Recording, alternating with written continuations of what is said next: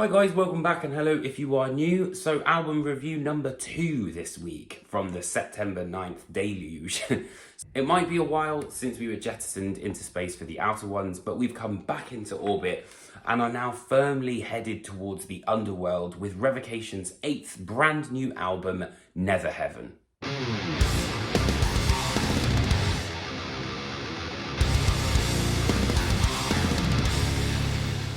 If you're not familiar with Revocation, they have quietly but surely been becoming one of the most exciting death metal bands, I think, over the last 15 years. Every record has seen the band get better and better and better. There are 2 changes, however, as we have no more Dan Gargiulo, as he has left Revocation, so they're now a 3-piece, and the record was produced entirely by Dave Davidson as well. Now, if there's one thing I noticed about this album from the off is that there is a real sense of evil here. It's seen in many different ways, through the melodies, through the vocal delivery, through some of the lyrics that have been chosen, but it's always there. There's more of an emphasis on augmented, diminished kind of scales, and it has that sense of, quite an ominous feeling about it, whereas I thought the outer ones had more of a kind of spacey vibe. The overall theme of Netherheaven is that of the satanic, and it looks at both literal and metaphorical interpretations of hell. These come in the form of a twisted interpretation of the rapture, a satanic temple, and even Dante's Inferno with the 9th circle of hell as well. Now, when it comes to the lyrics on this record, I think that these are the most cohesive and well-crafted lyrics that Dave Davidson has put together, and it just feels like everything fits, everything has this nefarious quality to it where we do kind of feel evil is sort of prevalent.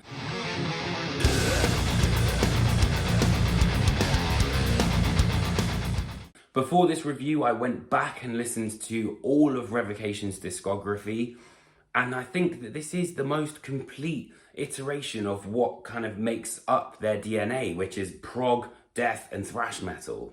And each record in the past has kind of focused on certain elements, and I know that this is kind of more of a death metal oriented record, but I feel like it's death metal in terms of like everything about it, not just the sound. Whereas in the sound, it feels like they've really found their identity kind of thing. And even though this record is very much a death metal record, I don't think it's sacrificed any of their identity. It's still very much Revocation. And I think there's a really good sense of balance on this record. The first 3 songs are real rippers, then we kind of go into the prog territory with the next 3 songs, and then it kind of gets a little bit more death metal towards the end of the record. With that in mind, the final track, Re-Crucified, has 2 guest spots on it, which is George Corpse Grinder Fisher and Trevor Stannard, and this is also the first time I listened to anything with Trevor on after he had passed. I've still not been able to listen to the Black Dahlia Murder, and it was kind of a really nice way for me to do it. I just had the album on shuffle and it just kind of came on, and he smashed it. Of course he did. He was the best, death metal singer out there. But obviously the 2 are very, very different. He has more kind of highs, whereas Corpse Grinder is very low. So it kind of creates a nice little contrast, and it's a cool little Easter egg for fans as well.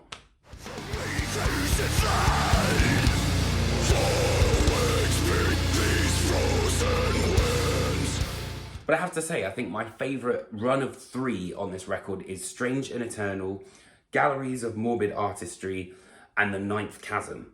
Equally though, the pace is changed up with the really kind of lumbering, groove-laden Godforsaken, which has this bum bum bum bum bum bum bum bum bum bum kind of riff, which kind of centers more on the sort of the 7-string aspect of the band. But I love the fact that they can still kind of like have that crushing sound. Now, of course, it wouldn't be a Revocation without some absolutely amazing solos, and I have to say the standouts for me are definitely Strange and Eternal, which literally starts like from the word go, and then also Godforsaken, because it's that element of surprise. It's such an interesting way when he looks at his phrasing and what he's doing with these melodies that he really always kind of throws you a curveball, which I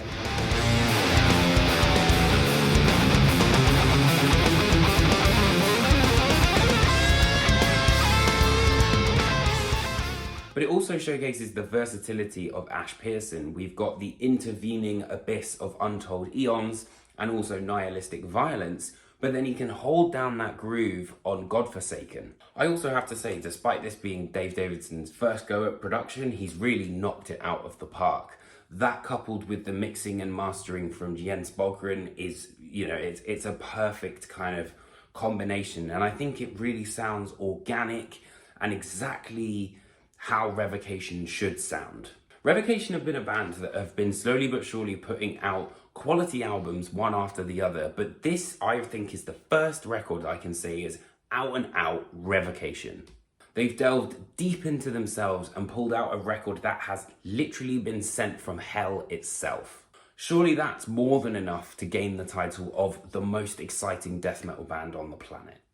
So I hope you guys enjoyed this album review. Let me know what you think of Netherheaven, and please do be sure to like and subscribe to my channel. Thank you ever so much for watching, and I will see you guys very, very soon for another album review.